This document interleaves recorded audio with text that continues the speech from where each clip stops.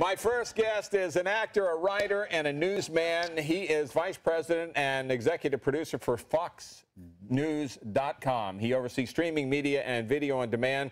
Mike often writes about Hollywood celebrities and the wacky world in which we all live in. His new book is called Grrr, Are Celebrities Ruining Our Country? I know I'm not saying this right, but we'll bring him out here and talk to him about it. Ladies and gentlemen, please welcome Mike Straka. Yeah.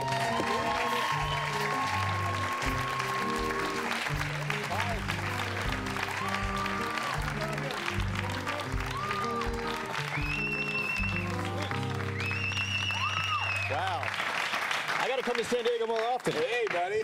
You're a New York kid, right? I'm a New York kid. You have a great job. That was a great assignment. I want to work for you and get that assignment.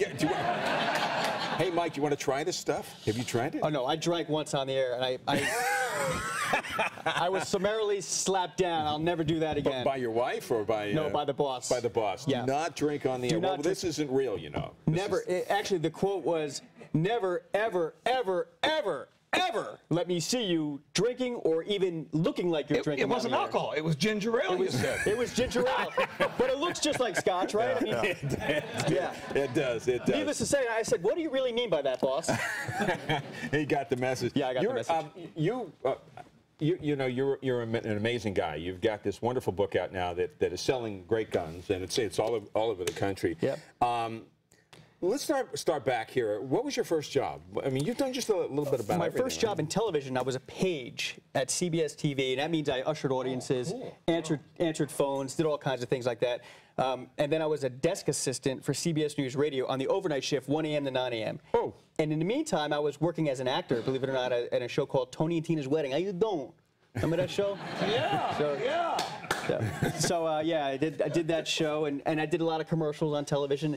And then Fox News Channel opened up in 1996. I went there as a production assistant, and things just progressed very quickly. You know, it was a startup back then, right. And it was great to be in that atmosphere and learning from the best in the business. I mean, Roger Ailes is just the champ. Oh, yeah. So and Dan Rather, too, right? Over at CBS, yeah. Dan Rather at CBS. Let's take a break. We'll come back. We'll talk with Mike Straka a little bit more to analyze this. He was in that movie.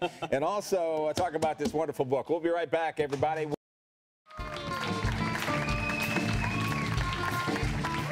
Welcome back, everybody. We got Peter Noon and Kevin Johnson and Mike Straka joining us on the Boomer Show today. Okay, are you a actor first and a performer second, a writer third? How does it go? I'm a journalist first. You're a journalist first. I'm a journalist first. But I think all actors are journalists because you really have to know. See, there's two things about acting and journalism that are alike. One is, as a journalist, you know, you have to take yourself out of the story. Right. And as an actor, you also have to do the same thing. You cannot let your own character traits influence the character you're playing. Unless, of course, the character you're playing is like you. Right. So, you know, then you have that sort of dynamic. Then you can kind of do that, right? Then I can do that. How you doing? Hey, how you doing? You know, you can do that stuff. Toughest job for you? Toughest job for you? Pizza maker, whatever I got here. Salesman, martial arts instructor. What was it? You know, I loved making pizza. That was my favorite job on the planet. Oh, it was great. You know, I had like 40 pies in the oven at the same time. And the trick there was getting them out of the oven and slicing them before they all burned. It was great. I love that job. The toughest job, I think, would have to be the overnight shifts. The overnight shifts that I worked them at CBS and I worked them at Fox News Channel. But you meet the characters overnight. I mean, those are the ones, the night owls are out there.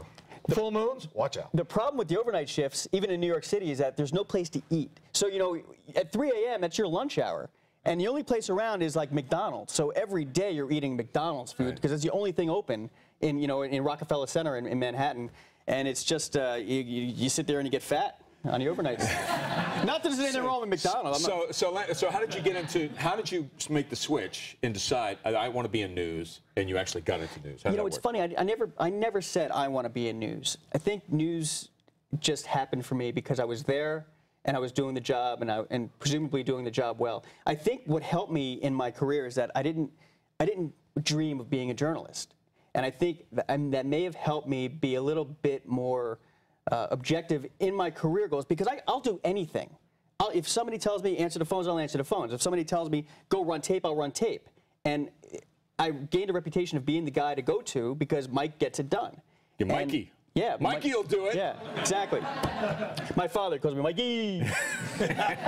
No matter what I'm doing. I was a martial artist. I'd be, fighting, and I hear my dad go, "Way to go, Mikey!" and I was a wrestler too. I wrestled the guy, "Way to go, Mikey!" Now I'm on TV sometimes, and my dad go, "Way to go, Mikey!" So hey, Dad, I love you. That's great. But yeah, it's That's just great. New Jersey, right? Yeah, New Jersey. That's in New Jersey. What part of New Jersey? I grew up in Barnegat, New Jersey, which is near a town called Long Beach Island. Not as beautiful as La Jolla. But almost in that same. Is it anywhere near the Palatius Nutley? No, it's not near the. It's south of the Palatius Nutley. But I've been to Nutley. Nutley, I love it. You've been to Nutley? I've been to Nutley. Nutley, I'll tell you.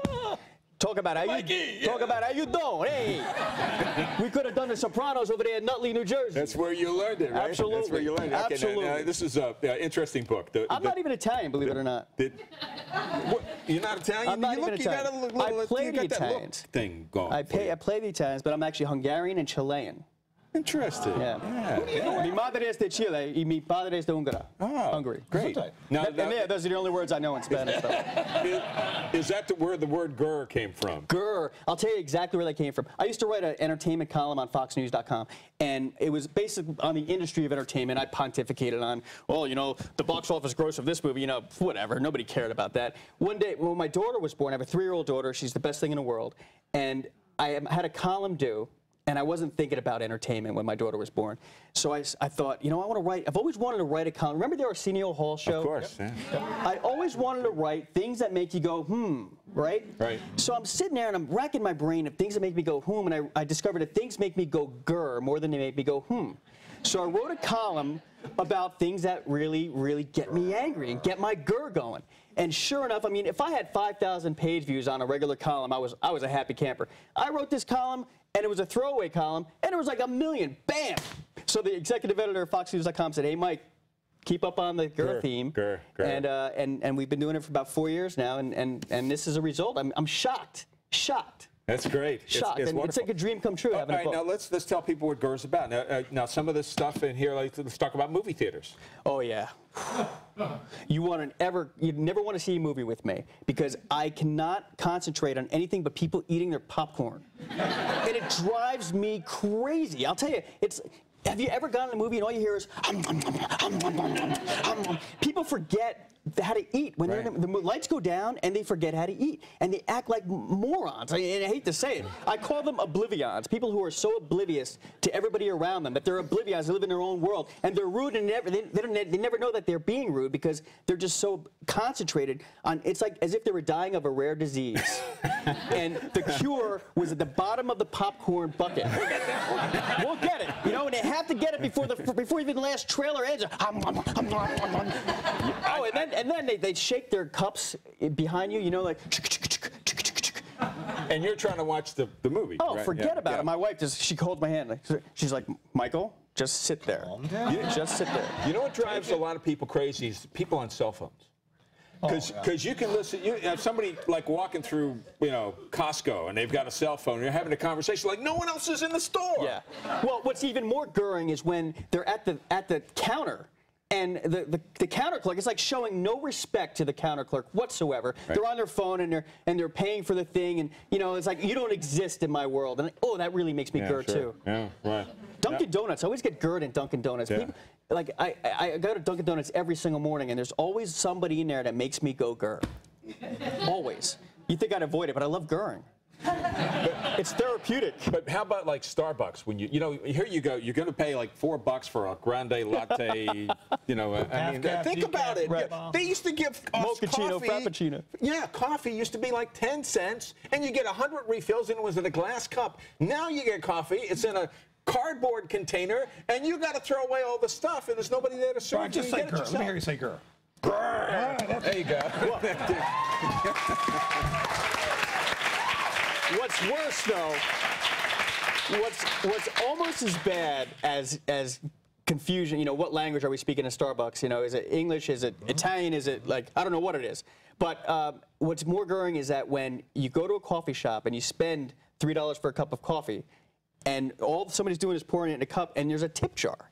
Now, tipping in this country has gotten way out of control. Yeah. And I don't want to. Thank you. I'm all for for tipping. I'm all for tipping. I'm a very good tipper, actually. 25. You know, if somebody adds 18% to my check, I'm like, well, you just saved me some money. Right. But I'll tell you what. If I go to a bathroom in a nice restaurant or a club, I don't really need a bathroom valet in there to pump the soap for me or to give me a napkin and then have a tip jar there. I can go to the bathroom very well all by my mom told me that a long time ago. How to do it by myself. I don't need help there. And plus, the bathrooms are so small. And if you're at a restaurant, why are you going to bring money to a bathroom? It's like, you know, it's dirty and ugh. Well, how about road rage? A lot of people out there, you know, you're driving on the freeways here in California, and you're out there, and people just, well, you ever see this 4 and 5 lane change? You know, we have like 10 lanes here in California. You see people on this lane go all the way, like in one move. You know, does that drive you crazy? That's impressive, actually. It's actually pretty, happens all the time out here.